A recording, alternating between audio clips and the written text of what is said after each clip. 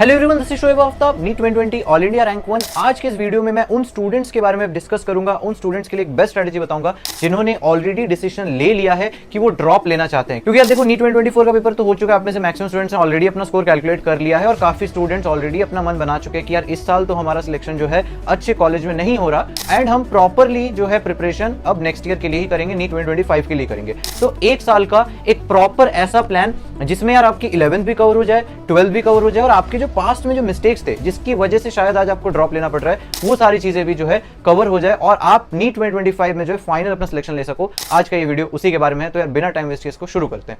सबसे पहले मैं आता हूं कि आपको नंबर 1 चीज क्या करनी है। अभी नीट का रिजल्ट आया नहीं है और आपके पास थोड़ा सा टाइम है कि आप एक बार एनालाइज कर सको, इवेल्युएट करो अपना स्कोर और जो भी आपका स्कोर आता है, जो भी आपके नंबर आते हैं, चाहे वो फिजिक्स हो, केमिस्ट्री हो, बायो, और थोड़ी उसके बारे में एनालाइज करो कि कहां आप जो है, कहां आपकी गलतियां हुई। ठीक है, अब बहुत सारे स्टूडेंट्स ऐसे होंगे ना जिनको एक्चुअल में पता होगा कि यार एक मेजर रीजन था। अब वो कोई हेल्थ इशू हो सकता है, कोई फैमिली में कोई मैटर हो सकता है, या फिर कोचिंग नहीं जा पाए, या फिर कोई और रीजन हो सकता है, बोर्ड्स के साथ साइमल्टेनियसली तैयारी नहीं बैलेंस हो पाई, कुछ भी बहुत सारे रीजन हो सकते हैं। कोई मेजर रीजन हो सकता है या फिर आपके प्रिपरेशन में कोई गैप हो सकती है। किस तरीके के गैप्स? देखो, हो सकता है कि आप जो है आपने पढ़ाई की पूरे साल, लेकिन आप इतने ढंग से जो है कॉन्सेप्ट्स आपके क्लियर नहीं थे। आपने सुपरफिशियली पढ़ाई की, आपने बस क्वेश्चन प्रैक्टिस किया, प्रीवियस ईयर क्वेश्चन देखा, हाई टॉपिक देखा, वन शॉट देखा, लेकिन डीप में अगर देखा जाए तो कहीं ना कहीं कंसेप्चुअल क्लैरिटी में प्रॉब्लम थी। तो इन चीजों को आइडेंटिफाई करना बहुत इंपॉर्टेंट है, क्योंकि अगर आप अपनी गलतियों से नहीं सीखोगे तो अगले साल एक बहुत हाई प्रोबेबिलिटी है कि आप फिर से यही सेम चीज दोहरा रहे होगे और फिर से इसी सेम साइकिल में आ जाएंगे और आपको शायद एक और ड्रॉप लेना पड़े। तो इससे बचने के लिए पहले तो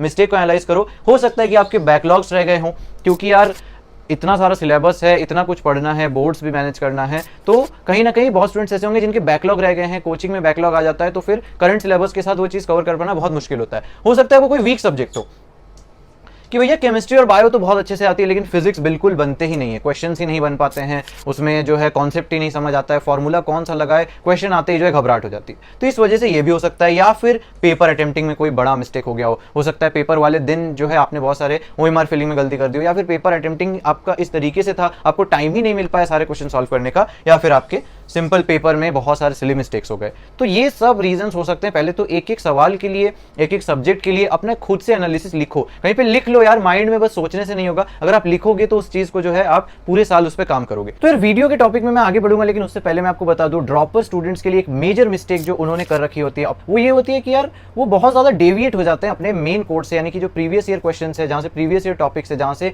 हर बार क्वेश्चन आते हैं, वहां से डेविएट होकर वो इधर उधर की पढ़ाई करने लगते हैं, लो वेटेज टॉपिक्स पढ़ने लगते हैं। तो इस वजह से यार अच्छे प्रीवियस ईयर क्वेश्चंस के रिसोर्सेज की प्रैक्टिस करना बहुत इंपॉर्टेंट है। और इसी के लिए यार आज मेरे पास एक बुक है, ये दिशा पब्लिकेशंस की तरफ से यार 37 इयर्स की NEET UG chapter wise and topic wise जो है फिजिक्स, केमिस्ट्री, बायो की प्रीवियस ईयर क्वेश्चंस वाली बुक। ठीक है, तो इसमें सॉल्व पेपर्स है, मेरे पास अभी ये बायोलॉजी वाला है, लेकिन इसके फिजिक्स और केमिस्ट्री भी अवेलेबल है। अभी जो लेटेस्ट नीट 2024 वाला जो पेपर हुआ वो भी इसमें एडेड है, और 2023 के 2 पेपर, 2022 के 2 पेपर जो फेज 2 में भी जो हुआ था वो सब भी जो है इसमें इंक्लूडेड है। खास फीचर क्या है यार, अगर आप देखोगे तो इसमें जैसे बायोलॉजी की अगर मैं बात करूं तो बिल्कुल इस तरीके से डिस्ट्रीब्यूशन हो रखा है कि आपको जो है ना लेटेस्ट जो क्वेश्चंस है वो आपको पहले मिलेंगे और फिर धीरे धीरे जो पुराने क्वेश्चंस है वो बाद में मिलेंगे। ठीक है, जैसे अगर मैं पहले वाले पार्ट से स्टार्ट करूं, जैसे बायोलॉजिकल क्लासिफिकेशन है, तो स्टार्टिंग में भी अगर आप देखोगे तो पहले तो ट्रेंड एनालिसिस आपको बता दिया गया है, उसके बाद जैसे कितने क्वेश्चंस एंड ऑल आते हैं, उसके बाद अगर आप देखोगे तो न्यूएस्ट जो क्वेश्चंस है उसमें पहले टॉपिक वाइज एक तो डिस्ट्रीब्यूशन है कि पहला टॉपिक के बारे में जितने भी पीवाईक्यू है वो दे रखा है, अगला जो टॉपिक है एनसीईआरटी में, ताकि आप एनसीईआरटी जब पढ़ रहे होगे जिस टॉपिक को आप खत्म करोगे उस टॉपिक के प्रीवियस ईयर क्वेश्चन प्रैक्टिस कर सकते हैं। तो जैसे पहले पार्ट में इंट्रोडक्शन हो गया, फिर किंगडम मोनेरा हो गया, किंगडम मोनेरा में जो लेटेस्ट क्वेश्चंस है वो ऊपर आएंगे, फिर उसके बाद जो है जो बाकी के क्वेश्चंस है वो आएंगे। ठीक है, तो यार ये काफी यूनिक फीचर है। एनसीईआरटी पेज लोकेटर वाला भी जो फीचर है इसमें, जैसे कि एग्जैक्ट यहाँ पे आपको एनसीईआरटी में पेज नंबर भी जो है बता देता है, जिससे आप जो है लोकेट कर पाओगे कि हाँ ये जो पीवाईक्यू है एनसीईआरटी के इस पेज नंबर से जो है आ रहा है। और यार सिर्फ यही नहीं, क्वेश्चन ही नहीं, यहाँ पे एंड में अगर आप देखोगे तो डिटेल में जो है सॉल्यूशंस भी प्रोवाइडेड है, और सॉल्यूशंस के साथ साथ अगर आपको कुछ इंपॉर्टेंट चीज बतानी होती है, एक्सप्लेन करनी होती है, तो वहां पे वैल्यू एडेड नोट्स के फॉर्म में इन्होंने काफी अच्छे से उस चीज को एक्स्ट्रा जो पार्ट है या फिर जो इंपॉर्टेंट पार्ट है, हाईलाइटेड पार्ट को भी जो है एड ऑन यहाँ पे कर दिया in the form of value added notes. तो 1988 तक के जितने पेपर्स है, टोटल 37 पेपर्स है इसमें, जिसमें बहुत सारे रिस्केड्यूल्ड पेपर हो गए, ओडिशा वाला अलग हो गया, मणिपुर वाला अलग हो गया, इस टाइप से कर्नाटका का जो अलग हुआ था, इस टाइप से जो जो अलग अलग थोड़े बहुत अलग नीट पेपर्स भी आए थे, तो वो सारे पेपर्स इसमें आपको इंक्लूडेड मिलेंगे। 1540 माइलस्टोन प्रॉब्लम्स भी जो है यहाँ पे दिए हुए हैं, जो सॉल्यूशंस वगैरह में यहाँ पे added. Last but not the least यार, इस साल न्यू बुक के साथ यहाँ पे आपको एक QR कोड और स्क्रैच कार्ड मिलता है। ये न्यू बुक पे अवेलेबल है कि अगर आप इस कोड को स्क्रैच करोगे तो बहुत सारे प्राइजेस आप जो है जीत सकते हो, अप टू 1 करोड़ रुपीस तक के प्राइजेस जो है यहाँ पे ये लोग ऑफर कर रहे हैं। सो यार लिंक्स मैं सारी नीचे डिस्क्रिप्शन पे डाल दूंगा, आप चेकआउट करना मत भूलना। अब आगे बढ़ते हैं हमारे वीडियो टॉपिक, ठीक है। चलो नेक्स्ट पॉइंट पे आते हैं कि हमें करना क्या है, किस तरीके से। हमारे पास अभी पूरा 1 साल का टाइम है, क्योंकि 1 साल से थोड़ा कम मान लो, चलो 20 दिन और कम मान लो, बट आपके पास ऑलमोस्ट 11 महीने और 15 दिन या 10 दिन का टाइम है। तो आपको इसको 3-3 मंथ में स्प्लिट कर लेना है। सीधी बात, 12 को 3 महीने के पार्ट्स में स्प्लिट कर लो। पहले 3 मंथ में आपको आपके वीकनेस पे काम करना है।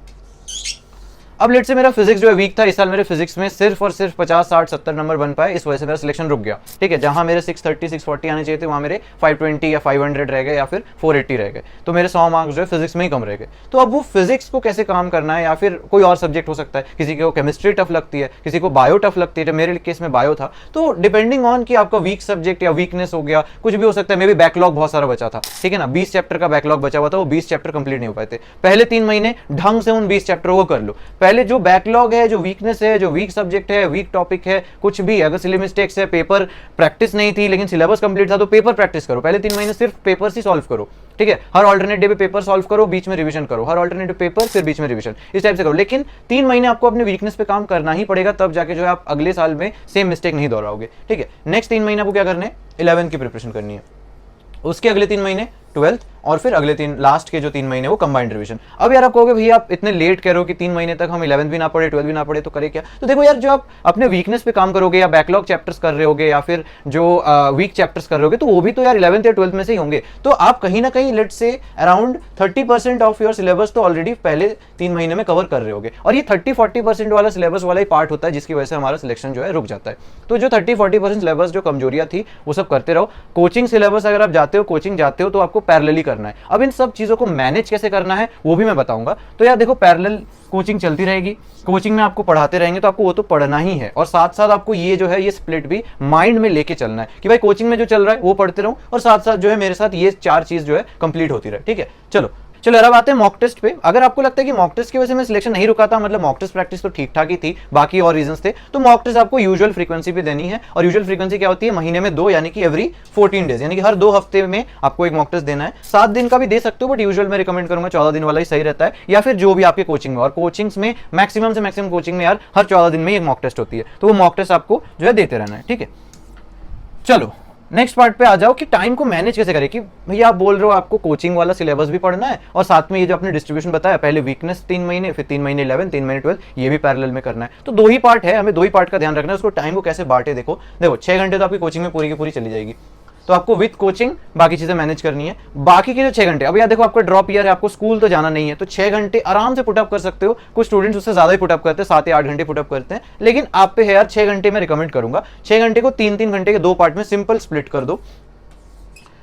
तो जो पहले 3 घंटे हैं उसमें तो आपको क्या करने हैं, आपके कोचिंग वाले पार्ट, यानी कि क्लास में जो भी पढ़ाया गया 1-1.5 घंटे के अंदर अंदर सारा फटाफट एक बार नोट्स रिवाइज कर लो। उसके बाद 1-1.5 घंटे के अंदर जो भी डीपीपी दिया गया वो पढ़ लो। तो पहले 3 घंटे आपके कोचिंग वाले पोर्शन को अलॉट कर दो कि कोचिंग में जो भी पढ़ाया गया, क्लास नोट्स और डीपीपी। बाकी के 3 घंटे आपको ये करने हैं जो मैंने अभी यहाँ पे बताया था कि यार वीक सब्जेक्ट पे वर्क कर रहे हो, या फिर अगले 3 महीने है तो 11th पे वर्क कर रहे हो, फिर और 3 महीने आ गए तो 12th पे वर्क कर रहे हो, फिर उसके बाद लास्ट में आप कंबाइंड रिवीजन कर रहे हो। तो इस टाइप से आपको बाकी के 3 महीने या तो रिवीजन पे लगाना है, या वीक टॉपिक पे लगाना है, फिर 11th रिवीजन या 12th रिवीजन पे लगाना है। अब आ जाओ कि यार सेल्फ स्टडी ओनली अगर आप कर रहे हो कि भाई कोचिंग नहीं जाते हम लोग, हम ऑनलाइन लेक्चर से तैयारी करते हैं, ऑनलाइन कोर्सेज वगैरह तैयारी करते हैं, तो 4-4 को भी स्प्लिट कर सकते हो डिपेंडिंग ऑन कि आपके कोचिंग में क्या शेड्यूल रहती है, या फिर आप रिकॉर्डेड वीडियो से करो। अगर आप रिकॉर्डेड लेक्चर्स वगैरह देखते हो और आप रिकॉर्डेड वीडियोस या यूट्यूब से ही पढ़ते हो, तो 4 घंटे लेक्चर देखो, 4 घंटे आपको क्वेश्चन प्रैक्टिस करनी पड़ेगी। यहाँ पे मैं थोड़ा सा ज्यादा टाइम दे रहा हूँ क्वेश्चन प्रैक्टिस को, क्योंकि सेल्फ स्टडी है, आपको टीचर्स गाइड नहीं कर रहे, आप खुद से यूट्यूब से पढ़ रहे हो, या फिर कोचिंग जो है वो आपकी ऑनलाइन वाली है और आपको लाइव लेक्चर्स का इतना नहीं है, तो फिर आप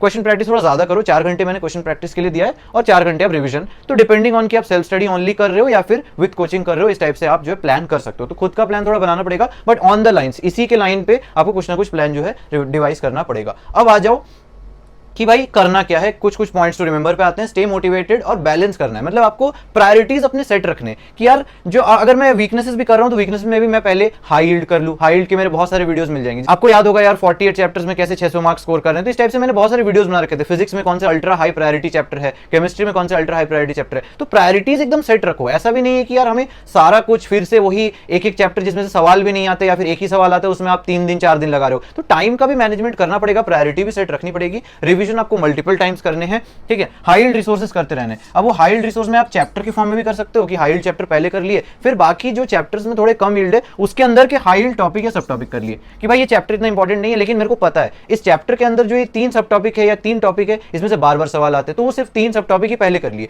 प्रायोरिटाइज करना पड़ेगा आपको क्योंकि टाइम आपके पास बहुत कम है। तो रिवीजन करो, मल्टीपल टाइम रिवीजन करो और ये बार बार हाई यील्ड को रिवाइज करते रहो। मैं तो कहता हूं इन सेम चीजों को बार बार रिवाइज करना ज्यादा वर्थ इट है, ठीक है। फिर मॉक टेस्ट आपको देना बिल्कुल मत भूलना। सबसे बड़ी गलती जो ड्रॉप ईयर वाले स्टूडेंट्स करते हैं वो मॉक टेस्ट नहीं देते, फिर वो लास्ट के 2 महीने मॉक टेस्ट देते हैं। उसमें आपको बहुत ज्यादा नुकसान होने वाला है। स्टार्टिंग से ही मॉक टेस्ट दो, एकदम डे 1 से आपको मॉक टेस्ट देते रहना पड़ेगा, ठीक है। बैकलॉग्स और वीक एरिया पे आ जाओ। बैकलॉग्स और वीक एरिया आपको कवर करना है क्योंकि भाई इसी की वजह से आपको जो है ड्रॉप लेना पड़ रहा है। So that's it for today. Hopefully आपको वीडियो में कुछ हेल्पफुल मिला होगा। वीडियो को लाइक करना मत भूलना, अपने फ्रेंड्स के साथ शेयर करना मत भूलना और हाँ, मैक्सिमम स्टूडेंट सब्सक्राइब नहीं कर रखा है, सब्सक्राइब करके कमेंट कर देना नेक्स्ट वीडियो किस टॉपिक पे चाहिए। मिलते हैं अगले वीडियो में, तब तक के लिए बाय बाय।